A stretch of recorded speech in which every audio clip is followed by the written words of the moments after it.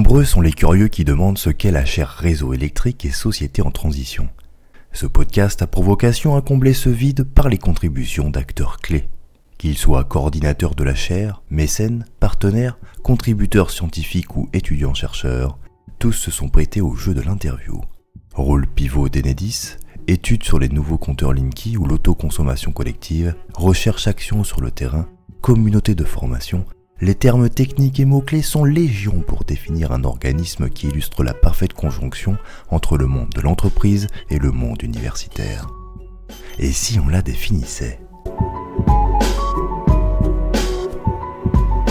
La chaire I7, c'est un espace de transmission et d'élaboration collective du savoir à travers laquelle on va réfléchir sur les réseaux électriques, non pas dans leur seule dimension technique, mais aussi dans la réception sociétale, d'où l'intérêt dans notre projet de la sociologie et de l'histoire. En fait, il y a des enjeux autour des réseaux, il y a des enjeux qui peuvent être sociaux, il y a des enjeux autour de nouveaux usages. Ce dialogue intergénérationnel va être très intéressant pour des acteurs de services publics comme Enedis, mais aussi pour tous les acteurs, les élus, autour de transmission et d'invention de savoir collectif. C'est un intérêt majeur pour comprendre déjà la situation électrique dans la région, les questions que ça soulève, à la fois au niveau du fonctionnement des réseaux, au niveau de la tarification des réseaux, au niveau de grandes questions sociétales, comme par exemple la précarité énergétique. C'est un sujet important. Il faut comprendre, je dirais, les mutations qu'on observe aujourd'hui, à la fois sur le plan technologique et sur le plan organisationnel.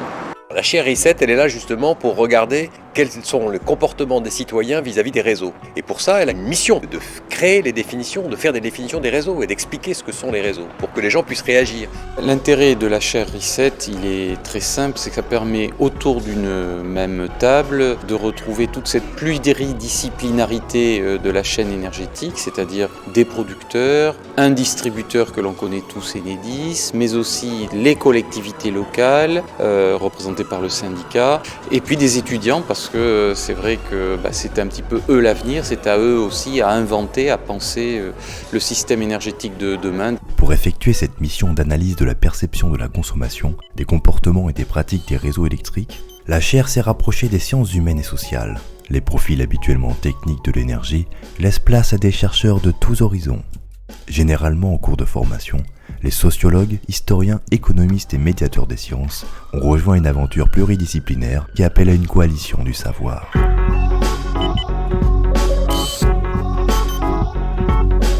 Le premier objectif était véritablement de faire travailler ensemble l'histoire économique et l'histoire de l'innovation, la sociologie et la médiation des sciences. Et cet objectif, il a été rempli même au-delà des espoirs, puisqu'on a pu faire travailler ensemble des disciplines, des terrains, et on a créé des dynamiques avec 3 ou 4 générations d'étudiants. C'est le fruit d'un travail commun entre géographes, sociologues, urbanistes, pour pouvoir aboutir à une production pluridisciplinaire très très riche et tout à fait innovante. C'est très bien d'avoir pu monter une chaire croisant les approches disciplinaires de la sociologie et de l'histoire. C'est une façon aussi de sensibiliser les acteurs opérationnels aux dilemmes auxquels ils peuvent se confronter dans leurs activités de travail. Et puis par ailleurs, c'est une façon aussi de pouvoir faire travailler les chercheurs sur des sujets qui intéressent finalement le marché, la société, les industriels.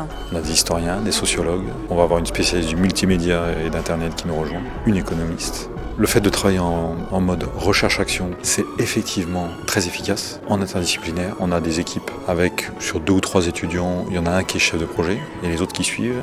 Et sur le projet d'à côté, ça croise. Ils apprennent le leadership, la rigueur scientifique et le fait de suivre, travailler en équipe. La recherche-action, c'est un peu le mantra de la chaire. Ces forces vives ont, dès sa création en avril 2017, mené de la recherche sur le terrain. Cette démarche a incité les étudiants à sortir de l'université pour rencontrer la société civile et nourrir une réflexion sur des thématiques contemporaines.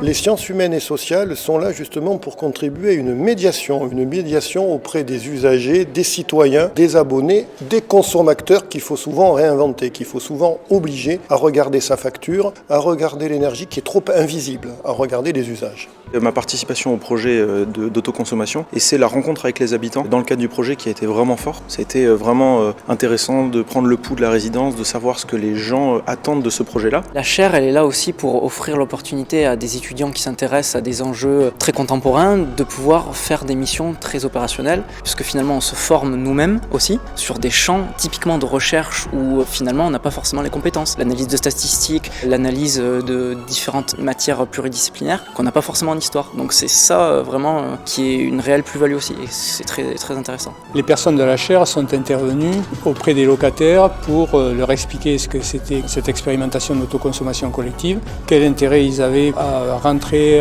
dans la personne morale qui va être constituée et avoir des informations sur leur consommation énergétique. Les étudiants ont su un peu quitter le banc de l'université pour s'engager dans une démarche de recherche-action sur le terrain et nouer des partenariats avec des acteurs importants de la transition énergétique présents sur le territoire et ont su apporter leur contribution à des projets, encore une fois, bien concrets. Ça a vraiment une utilité que de pouvoir diffuser ces travaux au-delà du champ académique et c'est un peu l'objet de ce type de chaire que de venir finalement concilier des intérêts académiques et industriels. C'est toujours intéressant en fait de faire travailler les étudiants sur des commandes, sur des études qui sont commanditées par des groupes, des industries, des entreprises. Justement, la chaire possède un trait de caractère très marqué, la professionnalisation. Elle apporte aux étudiants les cartes nécessaires pour entrer dans la vie active. Pour des étudiants en sciences humaines et sociales, limités en termes de débouchés formels, c'est une véritable aubaine.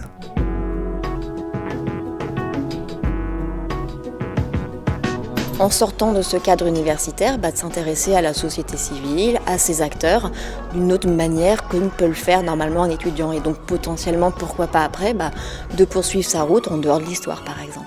Je crois que les étudiants apprécieront lorsqu'ils sauront que ça existe. Des réponses existent, des cadres académiques existent et qu'en plus, ce sont des métiers qui attireront et qui vont générer de l'emploi derrière. Tous ces jeunes qui sont intéressés par ce qui fait finalement le sel de la vie au quotidien, ils auront l'occasion à travers RICET de se constituer ce réseau, de travailler dans l'environnement qui leur plaît et peut-être même demain de trouver un boulot à la hauteur de leur espérance. Honnêtement, aujourd'hui, la chaire, elle m'a apporté au niveau professionnel énormément de choses. Si je n'avais pas été membre de la chaire, je n'aurais pas pu postuler à un master d'excellence à Paris 1. C'est une évidence.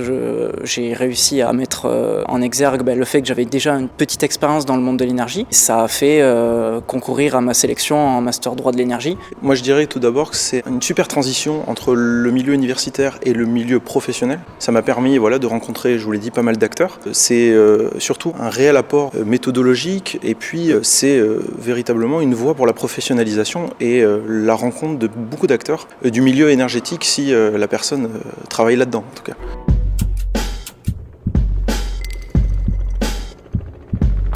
Alors, tentez pour nous rejoindre ? Aujourd'hui, on est capable de faire ça, de les valoriser aussi à travers des bourses de recherche pour les étudiants qui ont des mémoires de recherche qui correspondent à nos sujets d'études. En termes de chiffres, on arrive à valoriser les jeunes qui travaillent chez nous. Et on sait que la condition de la recherche en SHS, elle est quand même assez difficile. Aujourd'hui, on est arrivé en partie à faire ça. J'ai envie qu'on continue, qu'on poursuive sur cette ligne parce que c'est une ligne juste à mon sens. Si vous êtes préoccupé de l'avenir de la planète, vous avez envie de travailler sur des sujets de société dans le temps présent, en interaction avec des professionnels, des institutionnels, d'autres étudiants, rejoignez la chaire RICET, Réseau électrique et sociétés en transition.